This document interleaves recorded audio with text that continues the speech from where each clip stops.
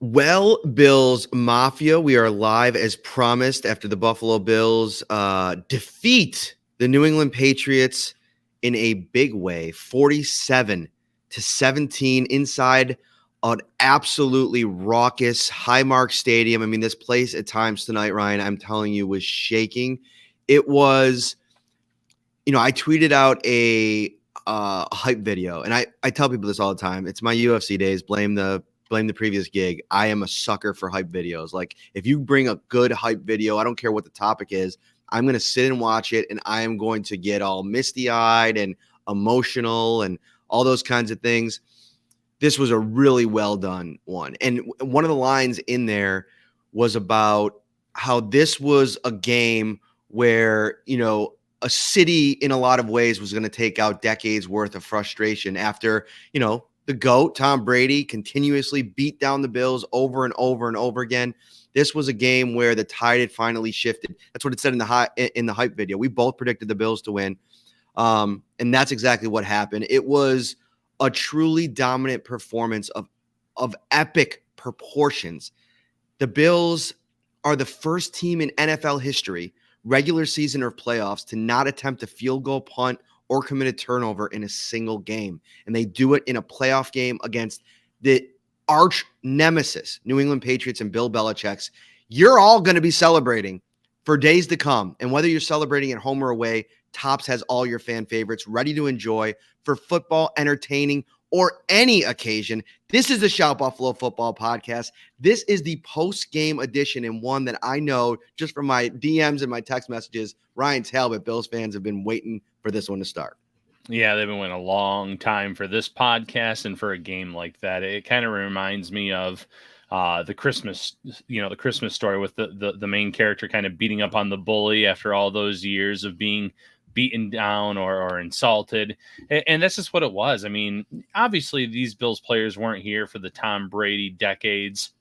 They were here for a few years of it, like Josh Allen, but they have no idea how satisfying that win most likely was for all members of the Bills Mafia, who year in, year out had to deal with Tom Brady and Bill Belichick and the greatest of all time, that combination. But Buffalo just came out and really punched them in the mouth early on and never let up.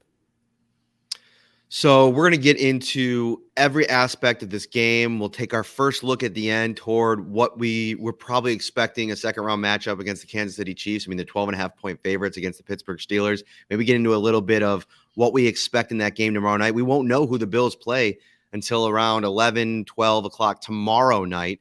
So it's going to be a ferocious 24 to 46 hours of planning for everything. And so yeah, we hey, come right on in, sir. Come right on in and join us, I guess. That was weird. What's funny is we were just talking about this the other day. A lot of these post-game episodes, sometimes there was one we did remember, Ryan, and I don't think anybody saw it on screen.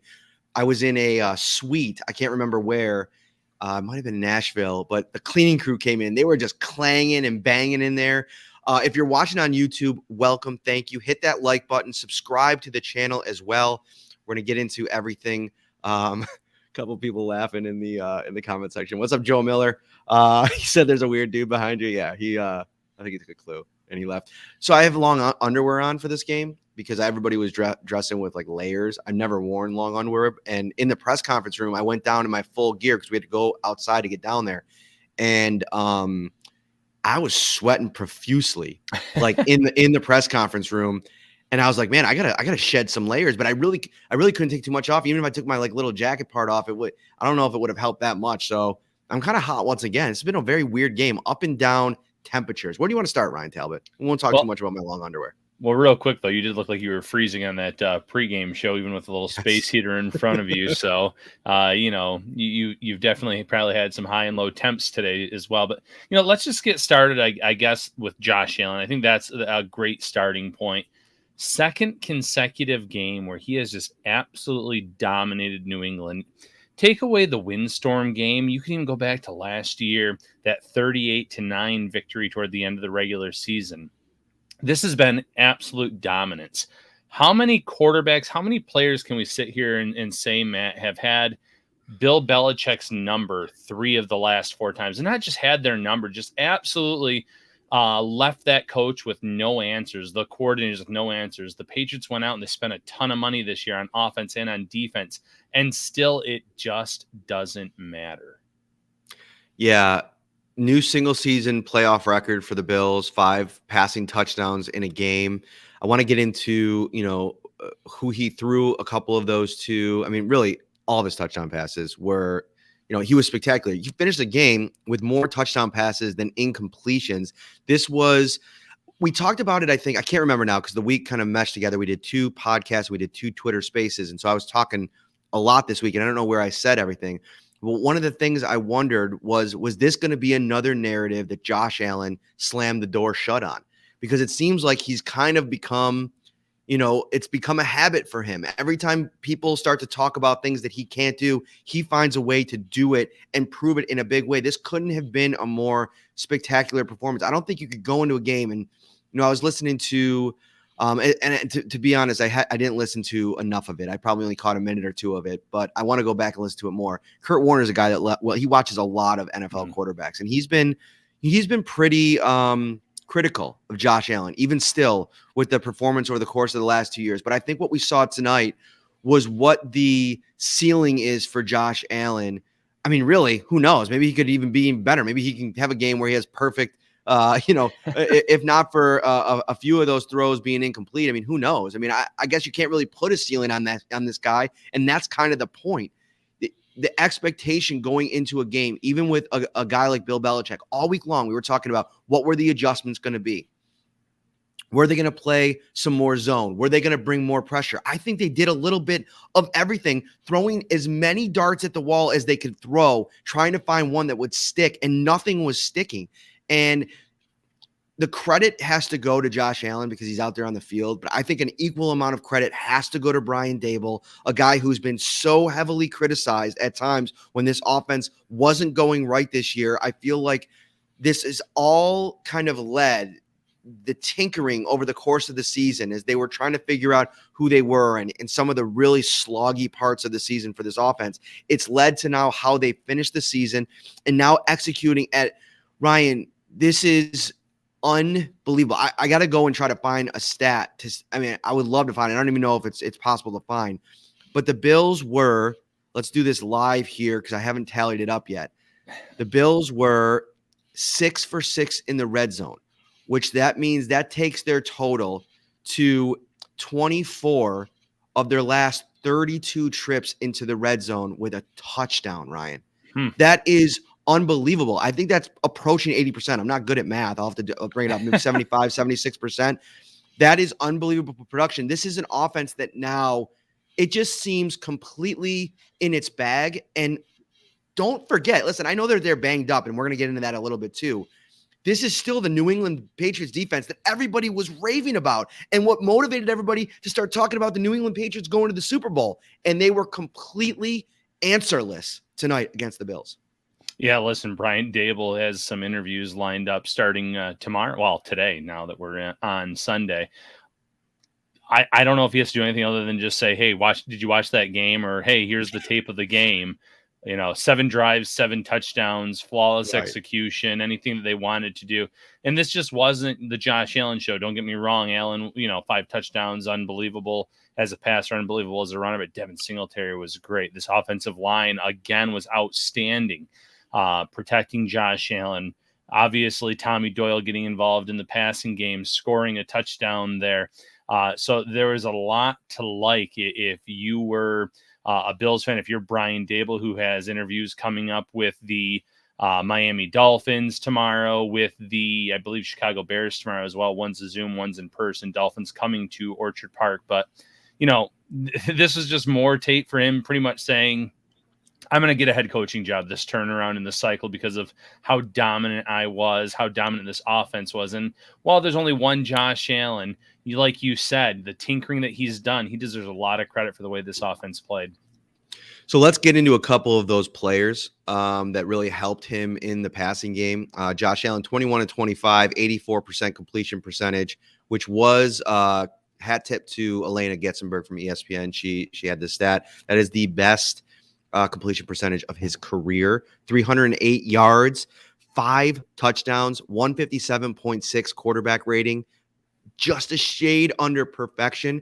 I tweeted out Jim Kelly's stat line from 1994 against the Raiders, which was a W in similar weather conditions. It was about 0 degrees at kickoff, and he threw for 287 and 2 touchdowns. And I said going into the game, if Josh Allen could have a similar game like that with what I expected him to do on the ground, it would be a pretty good game. And oh, by the way, 6 carries, 66 yards for 11 yards per carry. Josh Allen had more yards rushing in this game than Damian Harris and Ramondre Stevenson combined, who went 17 for 57 yards. That is unbelievable production. We're going to talk about this defensive performance quite a bit as we go, but we got to start with this offense. This is a historic performance from this offense. Dawson Knox and Devin Singletary, drafted in the 3rd round back in 2019, have become, I can't believe we're saying this at this point for Knox or for Singletary. I think Knox's season already kind of put him in that, he's getting an extension next year at some point. Lock it up. And I tweeted it. I think you can stamp him as one of the top 5, maybe more best tight ends in the NFL right now. I mean, he has had an unbelievable season again in the playoffs. He had 2 touchdown catches in the playoffs last year, 2 tonight in the first quarter. He was phenomenal. Singletary tonight, every time the ball was in his hands, he was pushing the pile. He was bringing would-be tacklers with him. 16 carries, 81 yards for a game high, 5.1 yards per carry, and 2 touchdowns, Ryan, executing in the red zone, which is something that, we've been looking at him all season to kind of do that. 3 catches, 13 yards. He had his hand on every part of this game. And Deion Dawkins actually mentioned in the post-game press conference, like, this is a guy that was getting bashed throughout the season. And I think looking back on it, and we talked about this quite a bit, and that's not a pat on the back, but I thought that as the Bills running game struggled, one of the big reasons was they needed to kind of pivot to what they're doing now. Have one featured back and let you develop an identity based on that one back, whoever it was going to end up being. And Singletary has taken that opportunity. He's run with it. He's been so successful. Some of the runs today, he's bowled over a couple guys again. That one run, the touchdown run where he bounced it to the outside, it was a really good block by Reggie Gilliam. Shout out to what's the hashtag? Make fullbacks great again. Great block from him. He bounced it outside, used his speed, and that's the stuff that, for all the knocks on Singletary, that's the one I've heard the most, is that the speed isn't there when you need it. It was there when you needed it on that play. And these 2 guys, a couple more just draft darlings at this point, at this stage, for what they're doing for the Bills in the biggest game of the year. Taryn Johnson's a guy who had the pick 6 in the playoffs last year in his year 3. Again, Brandon Beane, I mean, everything's kind of turning up roses for him as we move along. Even guys that maybe have been considered, wondering if they were draft bust. I mean, Ed Oliver maybe more than anybody. Yeah. Let's start with Dawson Knox. 2 touchdowns, almost a third in this game. In my mind, I went back to the first game that the Bills and Patriots played at Highmark Stadium this year. The wind game, heavy wind gust. Knox had a few drops in that game. He had a very unremarkable game in that matchup. And tonight, like you said, 2 first quarter touchdowns, getting open. There were no answers for him on the field. He ends up leading the way with 89 yards receiving. Devin Singletary, I was told after the game that Singletary was watching Thurman Thomas highlights on Friday night to kind of, maybe just get amped up for the game. And then he sees Thurman Thomas wearing the Singletary jersey tonight, and that gets him even more pumped up. He responds with 2 touchdowns in this game. He's been on fire since the Carolina game, pretty much. The last 4 games of the regular season, 373, something like that on there, or 323 on the ground, another 60-some yards receiving, multiple touchdowns, just like again tonight. The Bills have really showed a lot of faith in him, just in general, but especially in the red zone, deep in that end of the field. And he keeps showing them, responding, scoring touchdowns, being that asset for this team. So you look at Singletary. You look at Dawson Knox and those early draft picks. You just mentioned Ed Oliver, another guy that has really flashed this year. All of a sudden, some of the players that were maybe not necessarily Knox, because Knox has been great all year. Some of those players that have been on that borderline, like Singletary, he is really showing why the Bills drafted him when they did. Ed Oliver has been pretty dominant late in the season, talking this week about how Sean McDermott saved his career. So you're right. These draft classes that Brendan Bean and Sean McDermott have really been responding, playing big roles, not just in the regular season the last year, but also in the playoffs. I'm keeping you on your toes tonight, Ryan. I'm pretty sure. I popped in and out a couple times. Did I freeze there? Was I gone for a second? I don't think you froze there, but everything's a little bit weird tonight. It still says, I sent you a message you saying, are we on? Because it still says scheduled on mine. I don't see any comments. I don't see anything. So it's really bizarre, but I know we're live because I saw it on Twitter and all that, but it was throwing me off, and it still is throwing me off. The joys of technology, Matt. Yeah, I'm not seeing anybody's comments, which is such a bummer. I've been going over to YouTube, the live link, and just looking on there as well. We'd like to obviously include all of your comments. And if you're watching on YouTube, we appreciate you. Make sure you hit that like button. Let's get these likes up to maybe 200 while we're live. Usually we don't get it up to that high, but I think we can get it up there that high today as you guys are all celebrating, obviously, a big night in Bills Mafia Nation. It was so fun. Like I had to walk out to like you mentioned, to the tailgate area and just seeing the smiles on people's face. And this was really like a couple days celebration here in Western New York about a home playoff game, everybody able to kind of be back in the building together. It was a really kind of special night. From hot to go pizza and appetizers, signature fried chicken, baby back ribs and subs, to delicious salads and brownie trays, Tops has everything you need to feed the hungriest fan. Let's get into Emmanuel Sanders, because in just some performances that I think went into this offensive explosion, there's a couple of guys that I really want to highlight, and I want to start with Sanders because he did kind of what I thought he could add to this game. That one big time splash play where I think we were talking about it with Nate Geary on the Twitter Spaces today, that if they're able to run the ball and get the Patriots out of that too deep shell, it opens up the long part of the field. And you saw him get separation on that play. You saw another play early in the game where Stephon Diggs got a separation on a play, but a big time touchdown catch. Ryan, that is Emmanuel Sanders' first touchdown catch in his NFL career in the playoffs. And Josh Allen joked that he felt so bad for him because he had to watch Tommy Doyle, the jumbo tight end, get a touchdown catch in his first ever playoff game. And he's an offensive lineman. So it kind of a funny little quip there. But I thought this is a great sign to me with the way that Brian Daboll kind of cycled everybody through. You saw Gabriel Davis getting some run. You saw Cole Beasley have a couple catch. I thought this was a really balanced offensive approach. Look at and go through their target share. Dawson Knox, 5 targets. Diggs, 4 targets.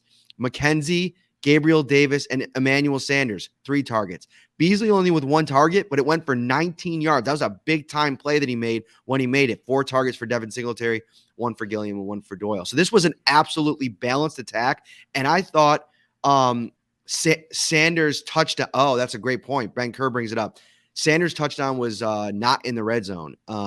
So that didn't count for one of the touchdown scores, but nevertheless, I thought Emmanuel Sanders being healthy 100% and them having all of their weapons now on offense, you start looking ahead to future matchups, Ryan. This is probably behind I don't know, I'd probably put him above the Packers at this point as the most feared offense in the NFL right now. If the balance stays the same, if everyone stays healthy, I think you have a valid argument there. The offensive line is playing at a high level, but you're right. Emmanuel Sanders gets behind the defense. Josh Allen delivers a dime. Absolutely dynamic play there. You mentioned Stephon Diggs once again, having his way with J.C. Jackson down the field on a few other receptions. Quite overall stat line for the number 1 receiver, but it's still a good game, all things considered. And when you just mentioned all the balance, I really, really love the way that the Bills utilized Isaiah McKenzie tonight, not just as a receiver, but obviously out of the backfield, the way that they lined him up, the way that they got him around the corner, the way that he could utilize his speed along the sideline.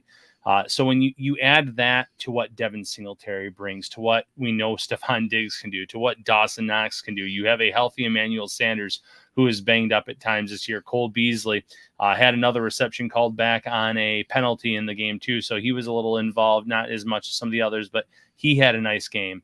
They have so many weapons. Gabriel Davis, the list goes on, and then obviously Josh Allen is a weapon all to himself, not just as a passer, but obviously as a runner. So you're right. In terms of offensive firepower, they're ahead of the Chiefs. They're right there toe-to-toe with the Packers, in my opinion. So you can't expect them to go in every game and score nothing but touchdowns every single drive, but this was quite the performance. This is going to be something that whoever they play in the next round, they're going to be wondering, what can we do to really slow this team down? Because Bill Belichick, this defensive genius, had absolutely no answers on Saturday night. Speaking about defensive geniuses, how about Leslie Frazier's unit coming out here today and really sending a message to, and what's funny is, Ryan, you look at the teams that are remaining in the AFC and, Kansas City Chiefs, not really going to scare you in the run game. The Cincinnati Bengals, not really going to scare you in the run game. The one team that you probably have to worry about a little bit that can run the ball is probably the Tennessee Titans, if Derrick Henry gets back and is right. But, who knows what he's going to look like? Is he going to be on a pitch count? They're going to probably have to get by whoever they end up playing. I think Cincinnati's a really tough matchup for Tennessee because of what they can do in their own balanced attack of an offense. I think that this Bills defense, 89 yards on the ground today from the New England Patriots. And I know, listen, part of this thing is, when you're so one-dimensional like the Patriots have been, and even when they've been really good and had some kind of balance, you go back to the Dallas game, there just wasn't enough of that over the course of 17 games to make you worry about their passing game. At no point in this game were the Bills ever concerned about, if they had to sell out to stop the run, what was Mac Jones going to do? He wasn't going to do anything. There was no consistency. I think a lot of this, the more and more I got to thinking about it with Mac, and he finished his game 24 for 38, 63% completion percentage, 230, 2 touchdowns, 2 interceptions. It's kind of unfair because he's following Tom Brady. He had a really strong rookie season, all things considered. But the problem is his limitations against really good defenses, especially ones like the Bills. He's just set up to disappoint every time. I thought he was fine today. Like he had a couple mistakes. Micah Hyde made a spectacular play. If he even is a half a second behind that play, and we're going to get into that quite a bit in a second, that's probably a touchdown. And then Sean McDermott says, if that's a touchdown and it goes 7-7, maybe this game has a different complexion. Now, the way that this offense was clicking, probably not. I don't know that the Patriots offense was going to have any answers for what this offense had today. But, I thought Mac Jones, it's a lot on him when teams know that all they have to do to be successful against them is come in and stop the run. Yeah, I agree 100%. And listen, I'm going to give Mac Jones some credit. I came in saying I didn't have any expectations for him, especially in this weather, the coldest game that he's ever played in. He made some throws in that first drive before the interception, some big third down throws. He made some use his legs a little bit there too.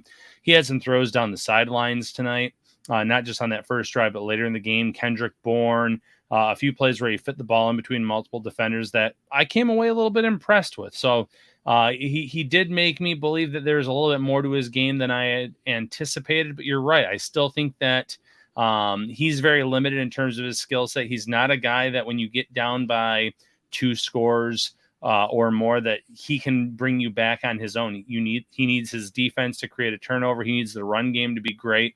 And none of that was happening tonight, obviously. So Jones was put in a really tough spot for this team. You look at the spending spree that they made, Matt, in free agency, and they went out and they added Kendrick Bourne. Bourne was legit. He was very good tonight. They added Nelson Aguilar.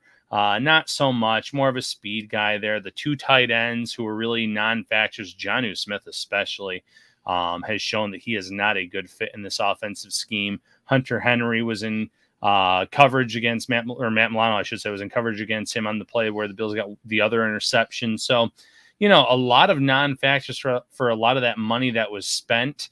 The Bills really came away. They look great. You were just mentioning Leslie Frazier a few minutes ago. Same thing. He can have his head held up very high in those interviews tomorrow, the in-person and the Zoom, saying, look at this defense. I've been without my number one cornerback for quite some time now, and they're still playing at such a high level.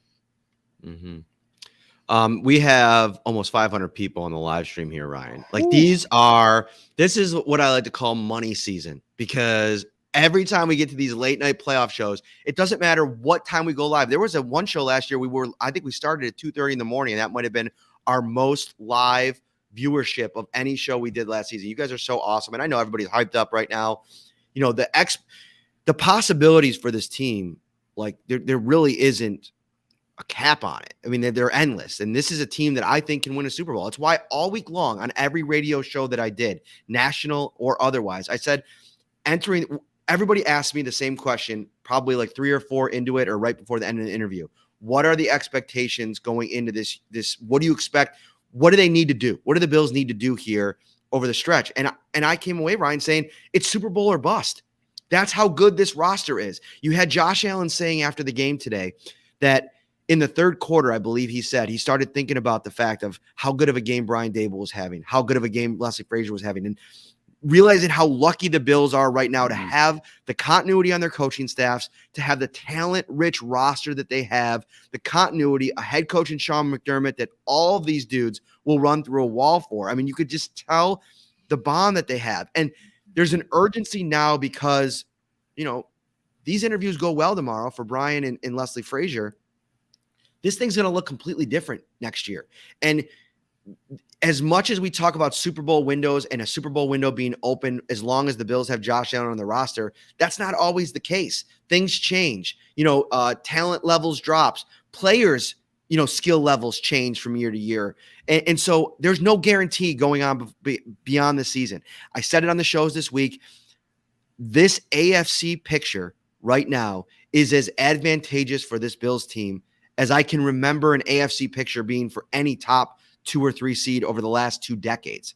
And so you got to take advantage of it. And I think Josh Allen really felt that today, and that's kind of what he was alluding to.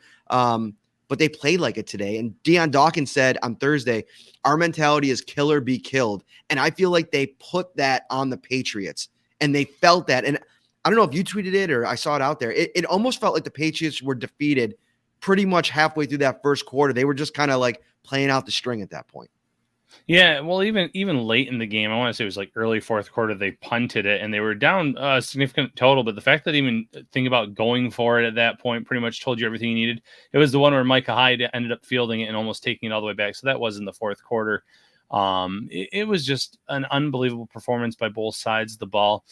You're right. The Bills are in a very advantageous spot with this coaching staff, with the players on this team, the talent. Obviously, they have some older talent on offense that you mentioned it.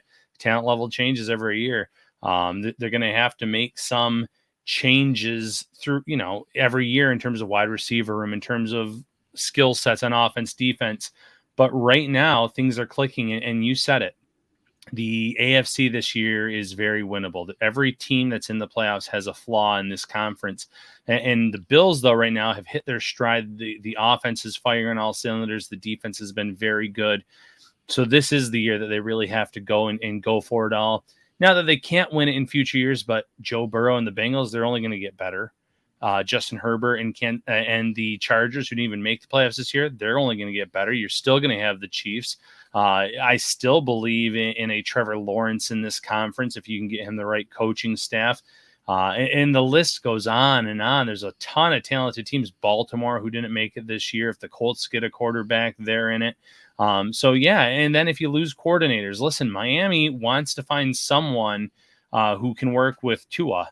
Well, Brian Dable's already done that at Alabama, so that might make him an early favorite for that job if he's willing to take it. And then all of a sudden, that's a much tougher in-division game 2 times per year, because who knows Josh Allen better than Brian Dable? No one, I would argue. So it's going to be really interesting. But right now, coaching, players, everything, it's lined up for the Bills to make this a special season, a special run. Tonight, though, they checked every single box, and you have to feel good about them going into this next matchup, regardless of who they play. I was listening to, I see a comment in here. What does Florio have to say now? And I was listening to Nate Geary on the pregame show with Jeremy White. And they said that Florio had said on one of the pregame shows that if the Bills struggled offensively against the Patriots, that Brian Daboll might be in danger of not being retained, which honestly is perfectly on brand for that dope Mike Florio. I'm sorry. That dude just drives me absolutely up a wall. The timing this guy has on the stuff that he says is just, it's mind-boggling to be on some of these people that have a national microphone in front of their face and the stupid things that come out of their mouth. That's a whole nother story. But anyway, in no planet, Ryan, would the Bills move on from Brian Daboll, okay, had they lost this game or not. He's literally one of the top reasons that Josh Allen has developed into the player that he is. And you could see it in Josh Allen's face every time he talks about the potential of losing Brian Daboll. As much as he wants him to have a head coaching job, it's something that he's not looking forward to. And I don't think that the organization that has done everything to cater to Josh Allen is going to say, we're going to get rid of your offensive coordinator. To me, that's a comment that says completely calls into question your credibility and basically tells me that you know nothing about what you're speaking of, which I get it. And I said this about that NFL story that we were talking about with Ed Oliver, 5th-year option. It's hard to cover the entire NFL. I cover one team, and it's, I can immerse myself in one team, 53 players, a coaching staff, a city, and I can do that to a very detailed, very highly detailed way. It's hard to do that for 32 teams, but maybe just keep the foot out of your mouth in some of these situations, and you won't sound like a dope, but I guess maybe that's what makes it so popular sometimes.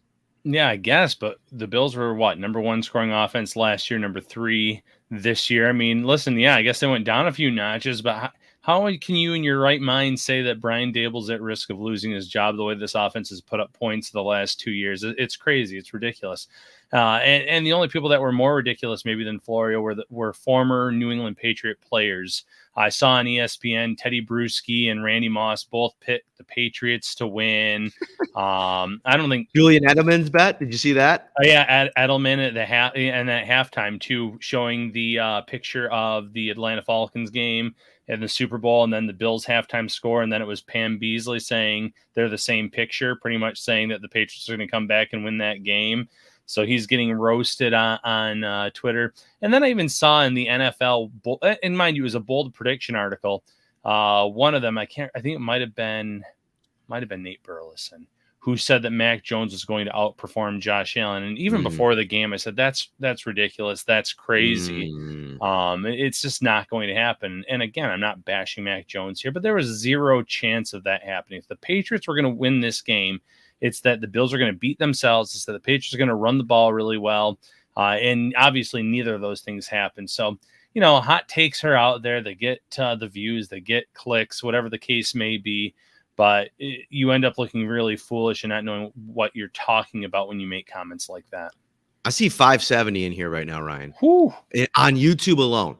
So please do us a favor. I want 570 people right now to hit that little like button. I know if you're watching on your TV, I don't think there's an option to like if you're watching on your TV, but you just pull out your phone, bring up the YouTube app, find Buffalo Bills on NY Up, hit that subscribe button so you always get the notification on your phone. So if you're not home, sometimes we do shows and you might not be in front of a TV and you might not be able to watch it. Hit that like button, hit that subscribe button. We really appreciate you guys.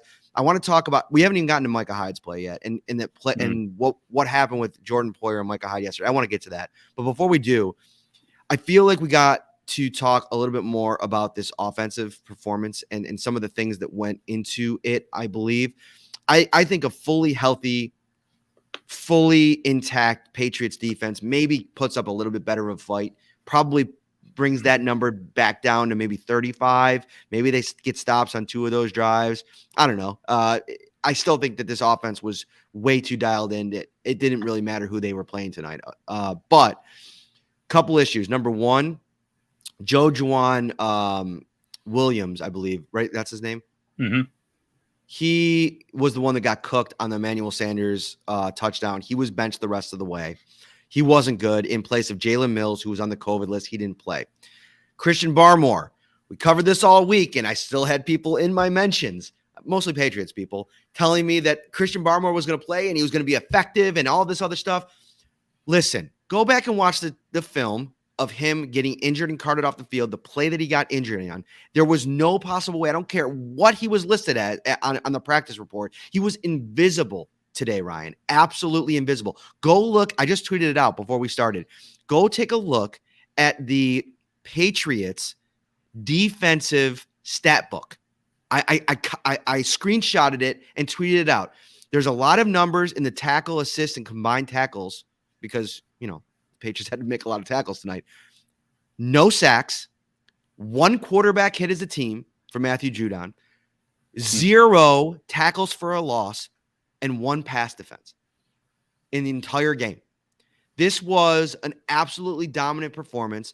Barmore was limited in what he could do. You could tell he was kind of invisible in the game. Kyle Duggar, who played, had a wrap on his hand. He was limited. And J.C. Jackson said he's very comfortable on an island, but Stephon Diggs, again, with one of the plays of the game, absolutely cooking him. This was a dominant performance, and now no doubt in anybody's mind who the class of the AFC East is at this point, if there was any questions going into this game. Yeah, listen, I do have to disagree with you a little bit about Christian Barmore being invisible. There was the one play that Josh Allen shook out of a tackle attempt where it was very visible watching Barmore drop to the ground and kind of flop away as Josh Allen ran by him on that first drive. So I did see him at least that one time, Matt. Kyle Duggar, I was a big Kyle Duggar fan as he was coming into the league.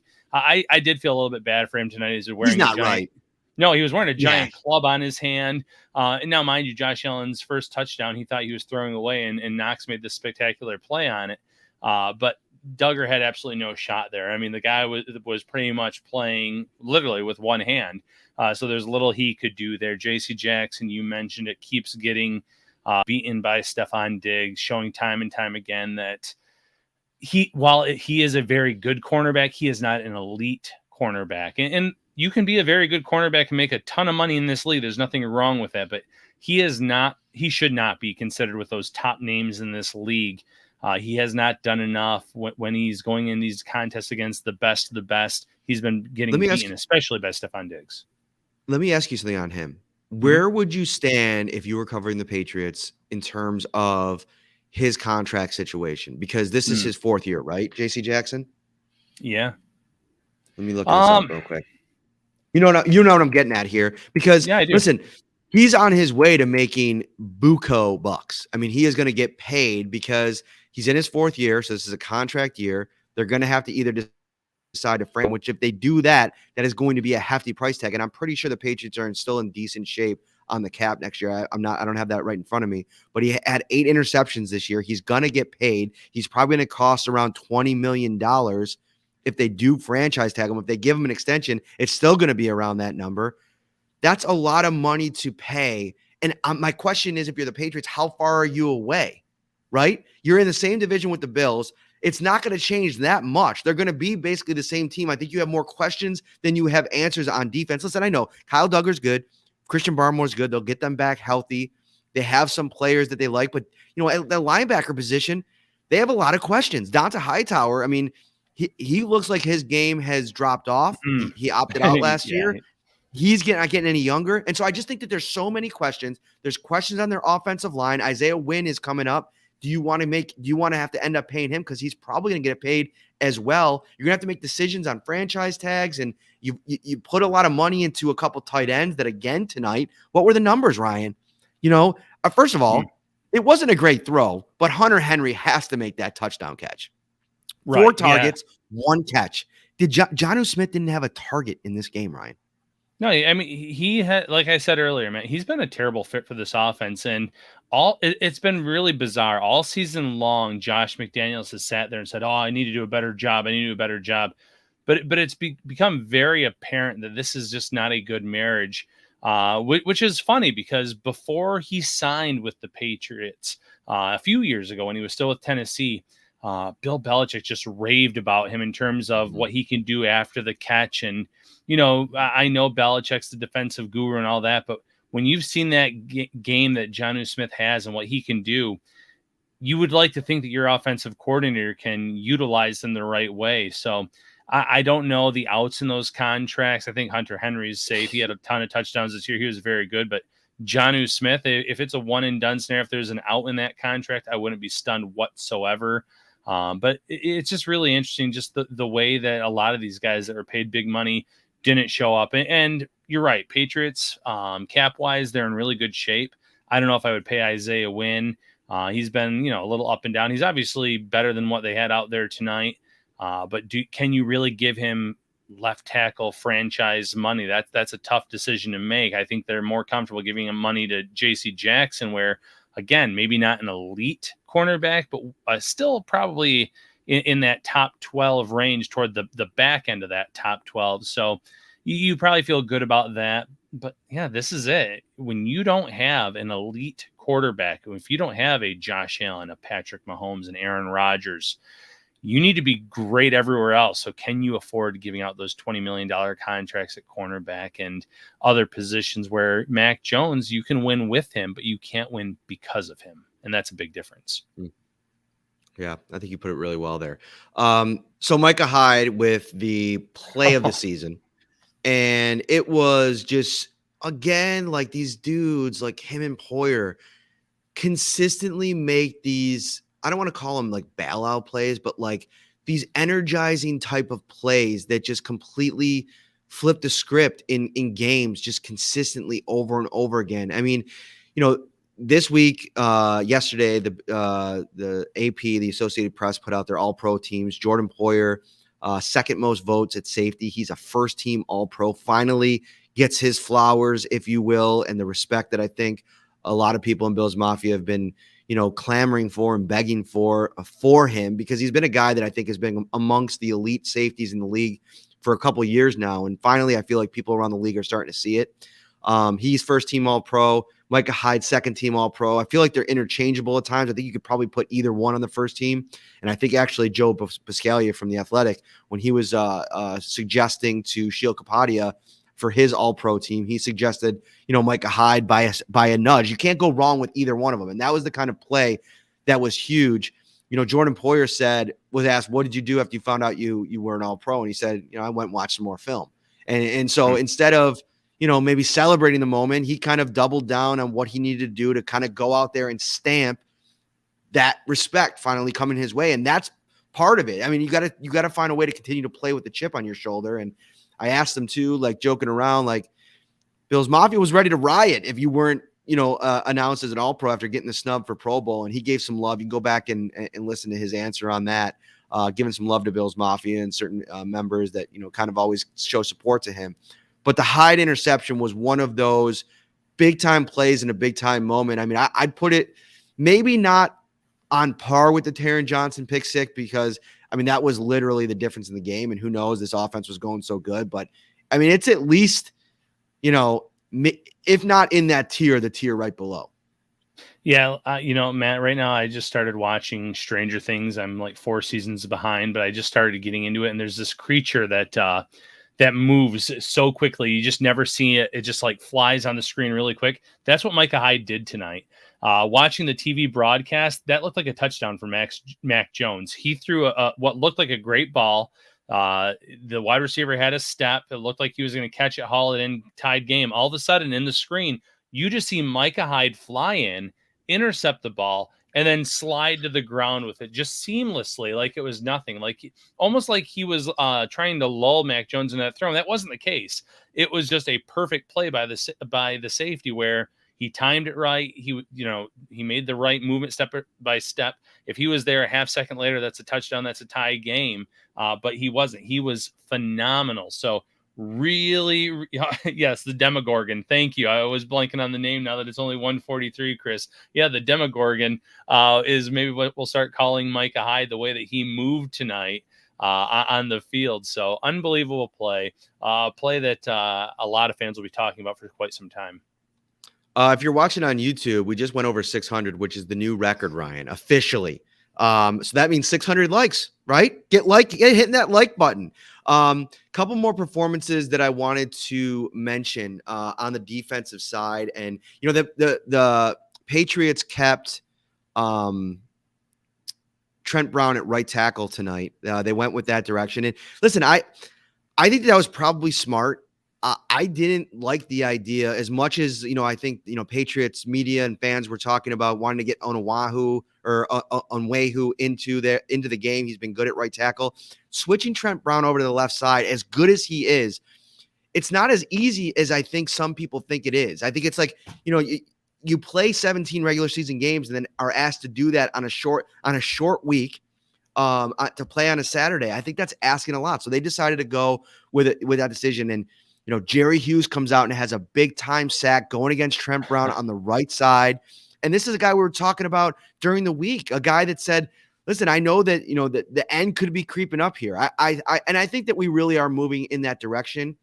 I think there's a chance that you could bring Jerry Hughes back on a 1-year deal, and we'll get more into that over the course of the offseason and, talking to Brandon Beane and everything like that. But, you don't want to leave any plays out on the field. And I feel like Jerry played that way. Their offensive line tonight really struggled up front in the run game. And, maybe that's where they messed Isaiah Wynn the most. And maybe that's something sometimes when a guy does things in the run game for you, and maybe not so much in the passing game, you can kind of take it for granted. And the New England Patriots weren't able to run the ball today. I think part of that was the effort that the Bills brought up front. Harrison Phillips had another really good game, but being banged up, I think, impacted them a bit. Yeah, and I kind of smiled and laughed when you mentioned Jerry Hughes because what a play that he did make in the game. Mac Jones and the Patriots trying to be sneaky with the fake, grounding into the ground to stop the clock, and instead Jerry Hughes plays it to the whistle, sacks him on a great play there, a heads up play as he did not bite on that whatsoever, and the Bills secondary didn't bite on it either. And kudos to Boogie Basham too. He's someone I wanted to mention because when the inactives came out, I said, oh man, I don't know. Boogie Basham over F.A. Obata. F.A. Obata had been injured the last few weeks, banged up a little bit. Boogie Basham gets that sack in week 18 against the Jets. And he comes in tonight and he gets a sack. I'm going to have to go back and rewatch the game, but the few snaps that I was really focusing in on him, he was pushing the offensive lineman back into the pocket. I came away impressed with the playing strength, but I do have to actually sit down, focus, watch every one of his snaps, see how he looked. But that was another move that the Bills made that paid off. There were a lot of people kind of scratching their head saying, man, they're going with a lot of players in their secondary. They're going kind of light with what they were doing up front. It's almost like they knew they were going to be able to score at will on this team and that the Patriots were going to have to throw the ball early and often. And sure enough, they were right. That's why these coaches, that's why the people that make those final decisions, they get paid the big bucks. They went in with a confident game plan and it paid off across the board. Ryan, one of the things we talked about during the week was the emergence of Harrison Phillips places Star Lotulelei in now a really dangerous role for him. And obviously he had the sack today. He finished the game. Let me bring up the defensive stats here. I had him up for a second. 1 tackle, 1 sack, 1 quarterback hit, and 1 tackle for a loss. So I think just based on what I saw, and I wasn't tracking I'm not an absolute animal like Joe Biscaglia who tracks the snaps in game on his spreadsheet. And usually at some point in the game, somebody will shout out, hey, Joe B, how many snaps does this guy have? And he'll have it right ready to go right away. Shout out to him, man.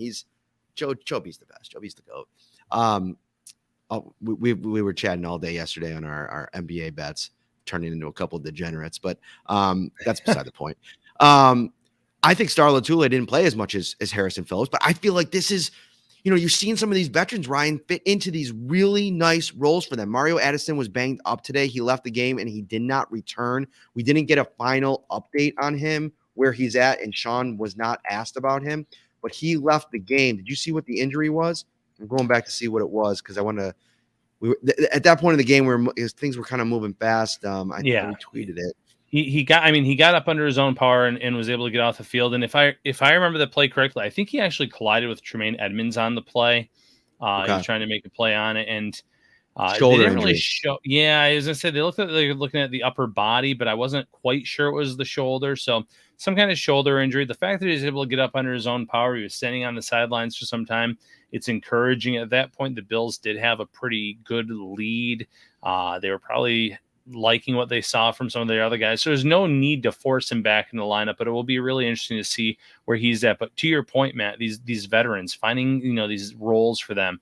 Latulippe burst through the offensive line to get a sack in this game too. So keeping these older guys fresh, giving them opportunities, albeit limited, it's paying off for them. It's helping the young guys develop. It's helping the old guys stay fresh.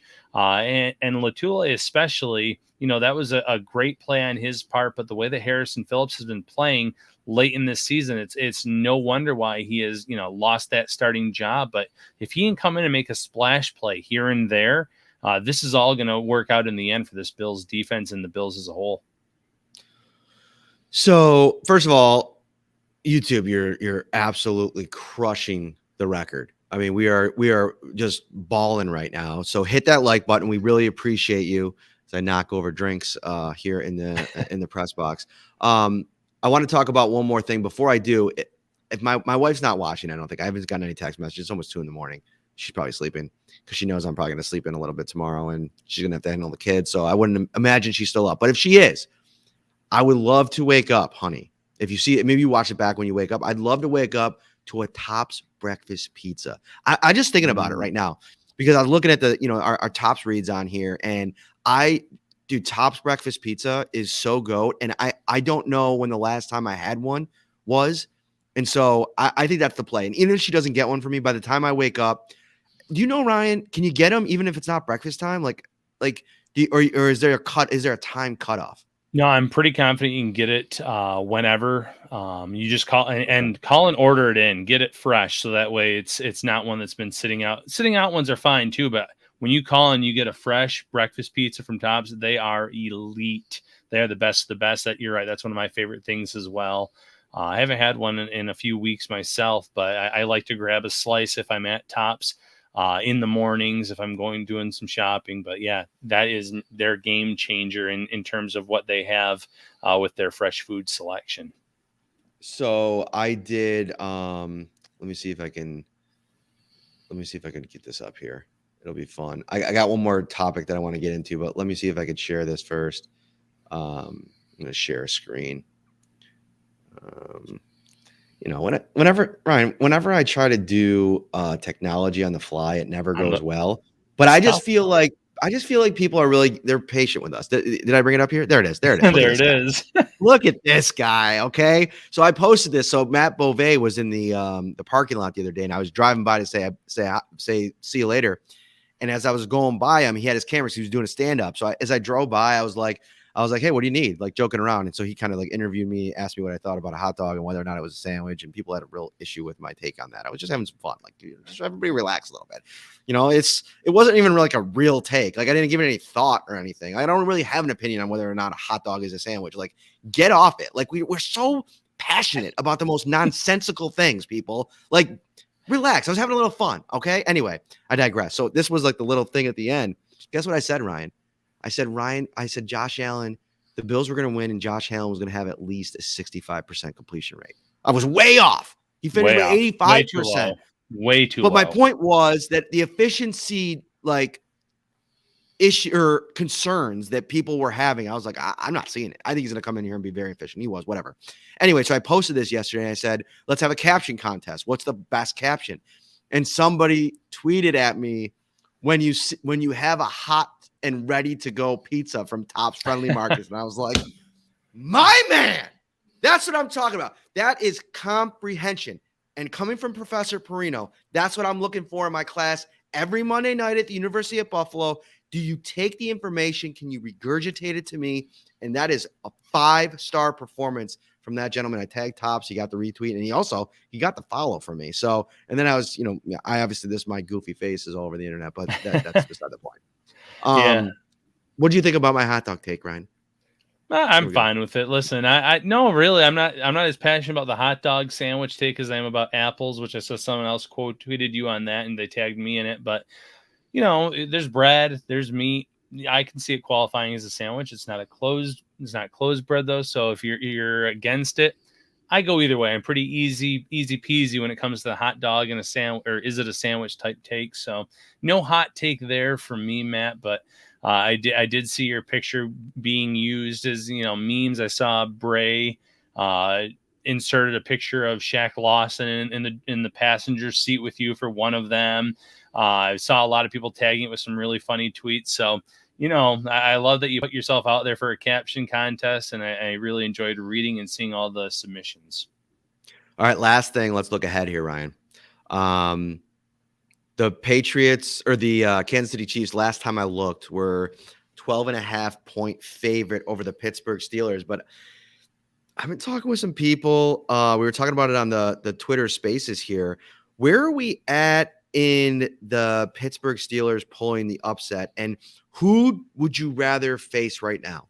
Would you rather go on the road and face the Kansas City Chiefs in a rematch of the AFC title game, but 2.5 months removed from going there and winning? This is obviously going to be a different Kansas City team. And to Mike Taylor's point on YouTube, Juju Smith-Schuster has been activated and is expected to play. We'll see where he's at.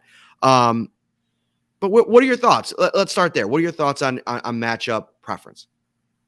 I definitely the Steelers. No hesitation there. I think the Steelers, though, have as good of a chance of defeating the Chiefs as the Patriots did of stopping the Bills, and it's just not going to happen. I don't see the Steelers being able to do that. Now, mind you mentioned it on our Twitter Spaces. Maybe TJ Watt goes, just insane in this game, and he has multiple sacks and he forced fumbles, and there's a play or two, but I don't trust Ben Roethlisberger in that offense. I don't think that as good as Watt is, the defense can kind of keep that Chiefs down long enough. And listen, this Chiefs team does not give me the same feel as the teams I've seen in the last 2 years where they have been the class of the AFC. We watched them struggle against Denver last weekend, and we've seen them struggle in a lot of games that they've, even some of them that they've won. They had a tough game against the Giants this year. Really bad team. They lost to a lot of these playoff teams, the Bills, the Bengals, the Titans. So this is not a powerhouse, but I just think they're still significantly better than the Steelers. But yeah, in terms of who the Bills would be a better matchup with, it's Pittsburgh. Even though Pittsburgh beat Buffalo in week 1, there's no doubt in my mind that Buffalo would absolutely love a rematch at this point in time to kind of show that that first game was a fluke. And mind you, one of the biggest players in that game was Melvin Ingram, who's not with Pittsburgh anymore. He's with the Chiefs. He got traded there for peanuts at the trade deadline. So he's a guy that hurt the Bills early this season. He's not with Pittsburgh anymore. So of who you would prefer to see the Bills play, for me, it's easily Pittsburgh. I just don't see that scenario panning out. Right. And in this scenario, so if the Pittsburgh Steelers beat the Kansas City Chiefs, that would be the difference between the Bills going to Kansas City next week or hosting the Cincinnati Bengals next week. And for me, between those two scenarios and taking Pittsburgh out of the mix, because it would be at least one more week until they can maybe play them to host them in the AFC title game if they were to somehow beat the Titans in that scenario. Just looking at the Bengals and the Chiefs, if I'm the Bills, I'd love to play the Bengals for no other reason than Sean McDermott and Leslie Frazier's track record against young quarterbacks. Joe Burrow's among the best quarterbacks in the league. I'd probably put him in the top 7. He is lights out. He's got playmakers at every position. I think Jamar Chase is potentially a problem for the Bills without Tre'Davious White. I would be a bit concerned about that matchup. But I also think that the Bengals defense is very beatable against an offense in the Bills that has so many different ways to attack them that I just don't think that the Las Vegas Raiders had. And now I haven't watched that game in full. We had the pregame show. I was kind of coming in and out of that game. But, Derek Carr, I still don't think Darren Waller was 100%. He's got a couple of receivers that he doesn't have anymore. So, that's not a Raiders team that I think anybody had high expectations for. But I think playing the Bengals gives you a chance for Sean McDermott and Leslie Frazier to craft a game plan for a young quarterback. It'll be the first time you ever played this Bills defense. You have the Jamar Chase factor against, probably Levi Wallace, and you wonder how that's going to go over the course of the game. Can you limit some of those big-time plays and big-time scores? But I also have some reservations about the same thing going on with the Kansas City Chiefs. The only difference is the Bills know them much more. They've played them a bunch over the last, 20 or 12 months. And, I think that they'll be able to kind of craft a plan and have answers and adjustments for whatever the Kansas City Chiefs try to do. And I think that game will come down to how much can the Bills affect Patrick Mahomes up front, where I think they'll definitely be able to affect Joe Burrow up front, because that offensive line has it's been hurting down the stretch. It'll be interesting either matchup, but either way, I think that Buffalo's corners are going to have to take a big step up in the matchup, whether it's against Cincinnati, whether it's against Kansas City. The game plan that the Bills used to beat Kansas City, they have to modify that a little bit, because having Trey White on one side of the field helped that game plan work so well in the first matchup. Levi Wallace, Dane Jackson, Taryn Johnson, they'll get challenged when they play either of these teams. Obviously, you feel really good about the safety duo in Hyde and Poyer. And I'm not trying to bash these cornerbacks, but it's a completely different ballgame when you don't have your lockdown corner on the field. So I think both will be a tough matchup. I do think, though, that the Bills can go toe-to-toe with both of those defenses, although Kansas City's has improved from what they were in that first game. But they're also very inconsistent still in that regard as well, based on, again, look at what Denver did to them. Look at what some of these teams did late in the season or throughout the season. So, the Bills can go toe-to-toe with either team. They can make either of those games maybe just an offensive firepower type game where it goes down to the wire. But you should have a lot of confidence in the Bills right now based on the way that they played tonight and the way that they played in those final 4 weeks of the season. Peaking at the right time, so to speak. So a couple stats to leave you all with. ESPN Stats and Info tweeted out a couple. This is just the third. Whoa. It's getting late. We've been going for an hour. This is just the third time in Patriots history they have lost a playoff game by at least 30 points. This is the worst playoff loss of Bill Belichick's career. The other two were Super Bowl. Can't tell which one that is, to the Bears, and AFL championship game. All right, I'm losing it. We got to get out of here. Hold on real quick. Who's the best coach in the AFC East now? I mean, all time it's Belichick, but right now, isn't it Sean McDermott, 4-1 in the last 2 seasons against Belichick? Sean McDermott went out. He went out of his way to stay humble and hungry today in the press conference. You could tell he didn't want to say anything that was going to kind of walk him into a similar path or similar spot that he was in after the loss 7 weeks ago. But I thought Sean McDermott outcoached Bill Belichick today. Bill Belichick had no answers. If this would have been the other way, Sean McDermott would have been on the hot seat from somebody. And, this was an absolute dunk job from McDermott on Belichick. And it happens in a way that, like, Ryan, we're 6 weeks removed. I tweeted this too, where the dynasty was back. The Patriots were like, the Super Bowl odds crept up to maybe like second best in the NFL. And I'm sitting here watching, like, are we watching the same team? They're beating a bunch of absolute scrubs. And I get it. Like, they're playing good football, but let's dial back the expectations for a rookie quarterback who had never even played in his lowest, like, 25-degree weather, let alone what he played in tonight. And, credit to Mac Jones. I thought he played much better than I thought he was going to play. But I thought this was a masterclass from Sean McDermott tonight. I thought, it helps when your players go out and execute the way that they did. But I thought he learned a lesson from that first game. And, this is something that not only does, like, all the lessons learned of the adversity that this team went through during the regular season, they could take that into the playoffs with them. But Sean McDermott, even in year 5 here, is still learning lessons about being a head coach. I mean, I'm sure Bill Belichick, he learned plenty of them over the course of his career. He just had this kind of ace in the hole that was Tom Brady. And now Sean McDermott might have something pretty similar in Josh Allen. Yeah, well said. Listen, right now, everything's pointing to McDermott and the Bills. We're kind of running this division for the foreseeable future, at least between these two teams. Miami has some talent. They've been in the playoff picture the last 2 years. They just haven't been able to get over the hump. The Jets, for as bad as they are, they have some high picks coming up. If they hit on those picks correctly, if Zach Wilson develops, then you just never know. But, right now, everything looks great for the Bills in the foreseeable future. And that's what helped Belichick for all those years. You had Tom Brady, the ace in your sleeve, so to speak. That's what Josh Allen is on any given Sunday, Saturday, Monday, Thursday, whatever day that they're playing. Josh Allen can go out and single-handedly beat some of the best in this league. The one sense too I got, and we're going to get out of here, but the one sense I got from the Bills prevailing from the press conferences and the reaction is that as big of a win as this is for the organization, it